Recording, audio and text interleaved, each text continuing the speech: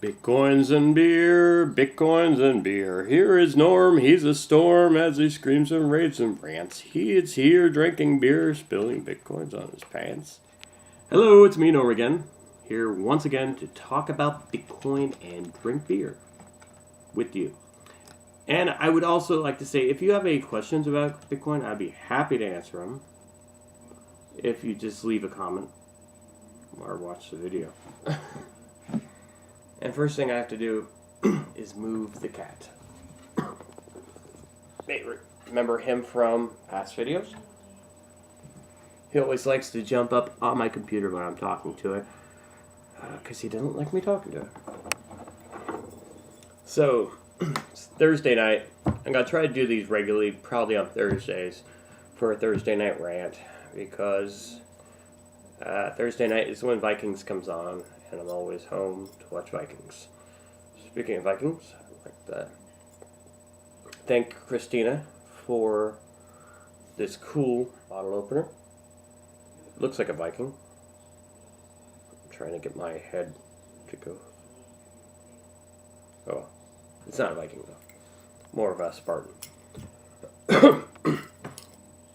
So today's beer is Racer 5, once again. One of my favorites. Because I was thinking my good friend Russ, me and him used to drink Racer 5 all the time. And just thinking about him. And talk about stuff. So, today, Bitcoin prices have been pretty steady lately. It hasn't been as volatile. Been a little volatile here and there, but not as volatile as it's been in the past. So we're not going to talk about prices. They're still pretty low compared to how high they were, but I think this is actually where they should be. I'm going to talk about something else, about the language behind Bitcoin, because a lot of people, they want to know what Bitcoin is. They want to understand it, when really all they should have to do, I've said this many times in the past, is understand what it can do, not what it is. But there's this word that keeps on being thrown around that's not entirely true well, it is true, but it can be, the word is decentralized, and you might have heard this word being used all the time. And you may or may not know what it means or what it stands for. If you break it down, D means not or uncentralized, which means the center. And centralized organizations can control things. Not that centralized means control, but a lot of times that's what it means. Banks are centralized organizations. Governments are centralized organizations. And as I told you before, the whole root word of government is govern, which means control. Ment is mind, by the way. Government. And when you centralize something, the centralized authority has the control of it. So it gives you another meaning of central intelligence agency, doesn't it? So, when it says decentralized, it just means it's out of the way of the banks. But exchanges are a centralized organizations to a point. So if you give your money to exchange, it's just like giving your money to a bank. A bank controls your money, right? You're trusting this third party, a trusted third party, as it says in the white paper, with your money. You're basically here. You have control of my money.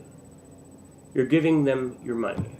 And they can do with your money whatever you want. I don't know if you've read anything that you sign when you give over your money to the bank, but they can basically do whatever they want with their money.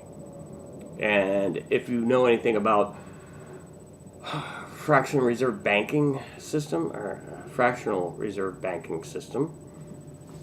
they only have to have a portion of their money on hand. All the rest can be tied up in investments. Who knows if those investments are any good or if they're just gambling, actually. Who knows?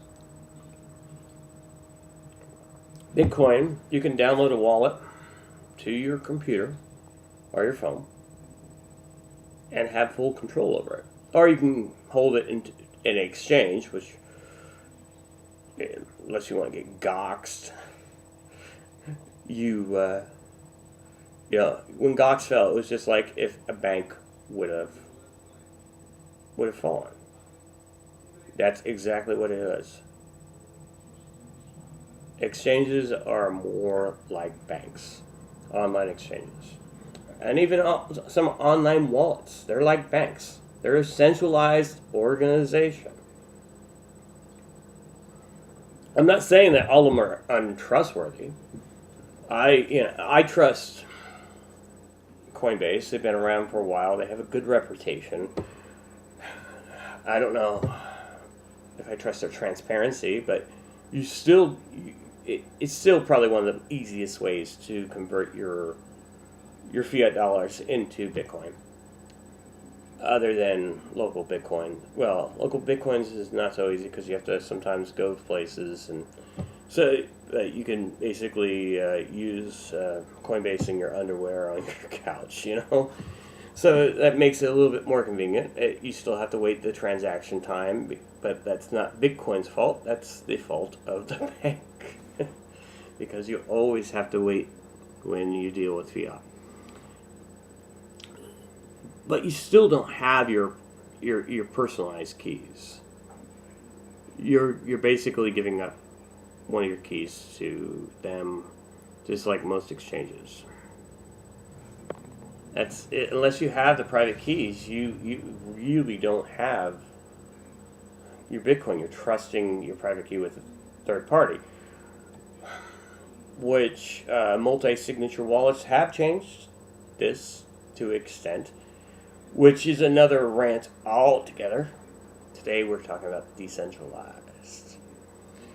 The internet has decentralized the world to a certain extent. Consignment shops are kind of a centralized, decentralized thing. Well, they're a thing of the past since eBay, actually. eBay kind of made consignment shops a thing of the past, didn't they?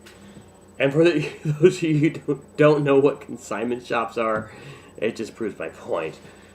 eBay was at one time one of the biggest retailers with no warehouse space. Amazon doesn't have any storefronts. One of the biggest retailers, no storefronts.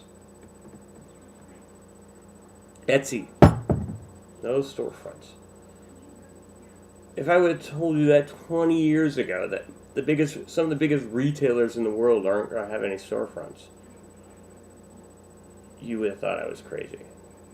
The biggest cab company, for God's sake, that's probably Uber right now. Allegedly, I don't know. I haven't done it.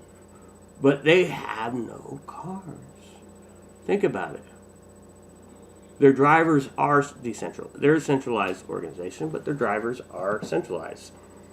Lyft is the same way. And now we're getting companies like, Sidecar and the other one, Postmates, that actually deliver things to you, pick up things and deliver. It's a delivery service. You can send a package across town. Well, they're localized, but you don't have to deal with FedEx to send a package across town anymore. You can just get Sidecar or Postmates to do it, as long as it's in a reasonable area. You can't do it across country yet. It's not nationalized as far as I know.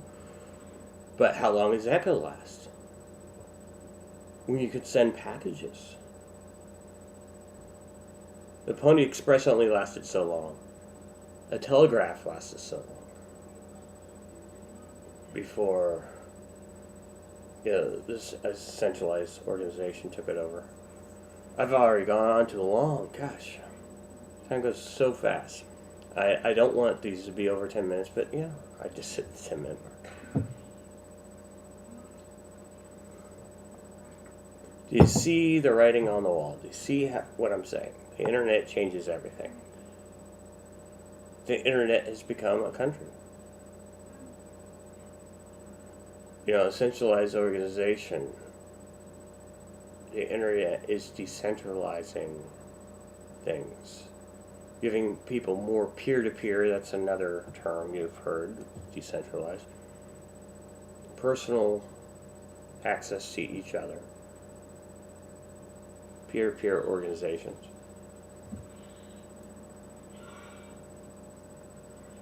A lot of those examples have gone through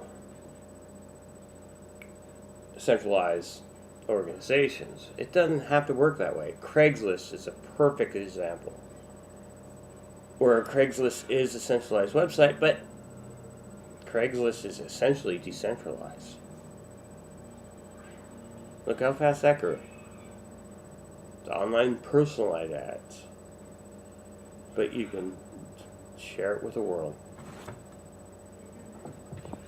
It's open up information to share with the world.